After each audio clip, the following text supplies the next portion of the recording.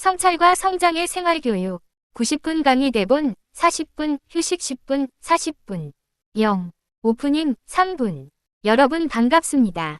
초등 생활교육은 한 줄로 요약하면 별표 아이의 성찰을 돕고 교사의 성장을 일으키는 작업 별표입니다. 초등은 대부분 담임을 맡습니다.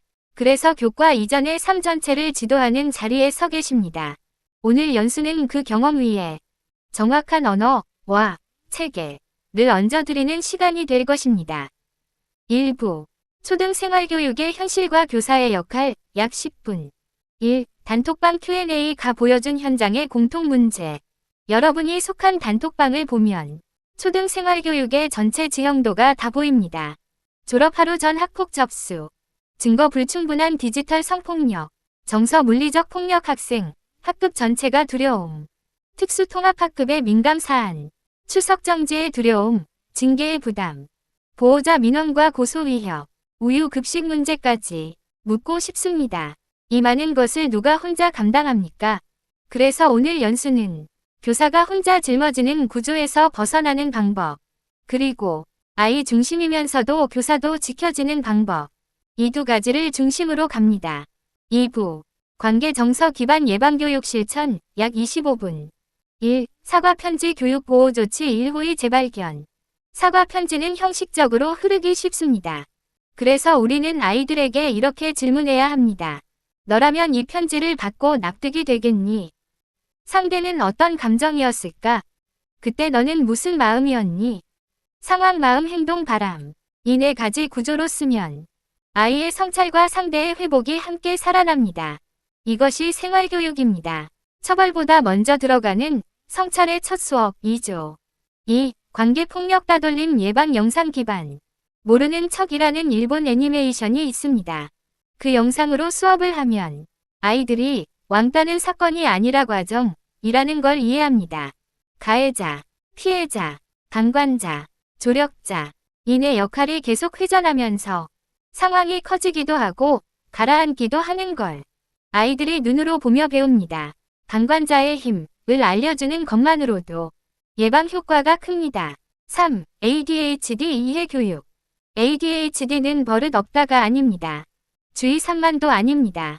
아이가 스스로 조절이 안 되는 절박한 순간이 있고 그 순간 교사와 친구의 반응이 아이의 자존감 전체를 바꿉니다.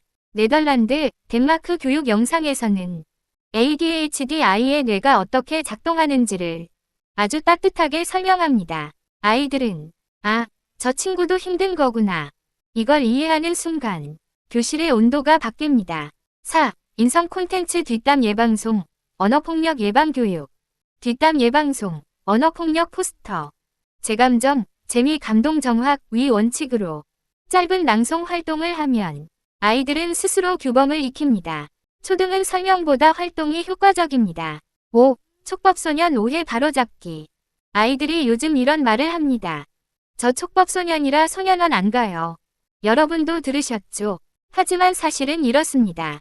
촉법소년은 형사 책임은 없지만 보호처분은 있고 소년원 송치가 가능합니다.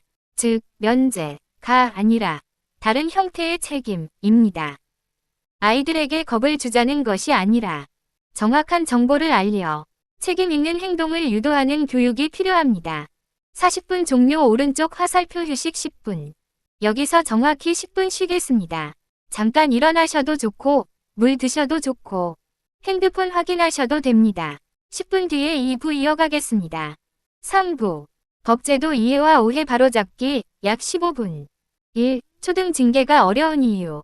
많은 초등 부장님들이 이렇게 말합니다. 우리 학교에서 출석 정지 내리면 바로 민원 들어옵니다. 아동학대라고 신고당할까 봐 무섭습니다. 하지만 법적으로 출석 정지는 아동학대가 아닙니다. 핵심은 절차입니다. 사전 설명, 과제 부여, 상담 연계, 보호자 안내, 이 네 가지만 명확하면 출석 정지는 교육적 도구가 됩니다. 2. 징계는 처벌이 아니라 구조화된 회복. 초등 징계는 아이를 벌주는 기제가 아니라 아이의 행동을 구조화하여 다시 사회 안으로 데려오는 장치입니다. 이 부분이 바로 생활교육과 학교폭력 대응 위 경계선이자 전문성이 필요한 곳입니다. 4부. 고2기 학생 대응 정서 지원 15분. 1. 분노 조절 문제의 뿌리는 자존감. 고2기 학생들은 대부분 나는 소중한 존재가 아니다. 라는 깊은 상처를 가지고 있습니다. 그래서 어떤 말에도 예민하게 반응하고 선생님에게까지 폭력을 행사하기도 합니다. 이때 핵심은 별표 분노를 멈추게 하는 기술이 아니라 분노 이전의 상처를 발견하는 작업 별표입니다.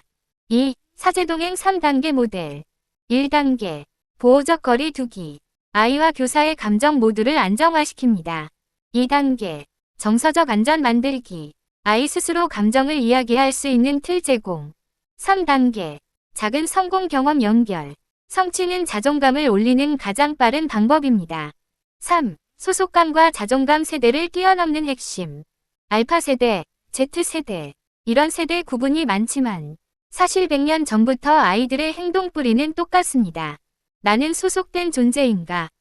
나는 할 수 있는 존재인가? 초등 담임은 이 두 가지를 만들어주는 가장 강력한 사람입니다. 그래서 생활기록부에 아이의 작은 성공을 기록하는 것. 그것이 곧 폭력 예방입니다.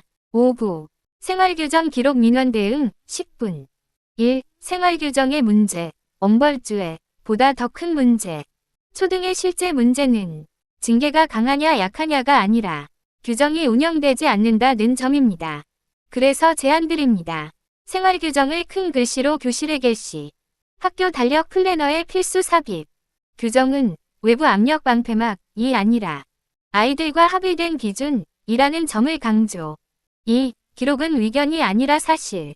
위기 상황 기록을 할 때 교사들이 가장 많이 하는 실수는 제가 보기에 물결표 한 것 같습니다. 아마 물결표 했을 것 같습니다. 이렇게 쓰는 것입니다. 기록은 시나리오처럼 사실만 적습니다. 몇 시, 어디서, 무엇을 했고, 누가 말했고, 아이가 어떤 행동을 했는지 이 기록 하나가 교사를 지켜주는 가장 강력한 도구가 됩니다. 3. 민원 대응 공감은 동의가 아니다. 화난 보호자를 설득하려 하면 100점 100패입니다. 먼저 감정을 낮추는 것이 우선입니다. 채워진 원, 많이 놀라셨겠어요. 채워진 원, 그 상황이면 누구라도 그렇게 느끼실 겁니다. 그리고 채워진 원, 선생님, 절차를 확인해보고 바로 연락드릴게요. 이 문장이 시간을 벌어줍니다. 그 시간이 교사를 회복시키고 아이를 정확히 바라볼 여유를 만들어줍니다. 6부. 교사 학교 마을 공동체 모델 5분. 저는 교사 시절 이런 경험을 했습니다. 중학교 1학년 아이였는데 입학 첫날 담임에게 욕을 하고 책을 던지고 도저히 한 교실에서 해결할 수 있는 상황이 아니었어요.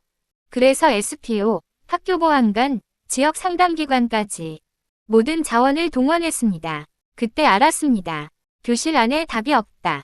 학교 안에만 답이 없다. 아이 하나를 살리려면 정말로 마을 전체가 필요합니다.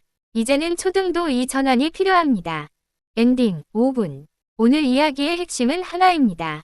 생활교육은 단속이 아니라 성찰이고 징계는 벌이 아니라 회복이며 교사는 혼자가 아니라 공동체의 중심이다.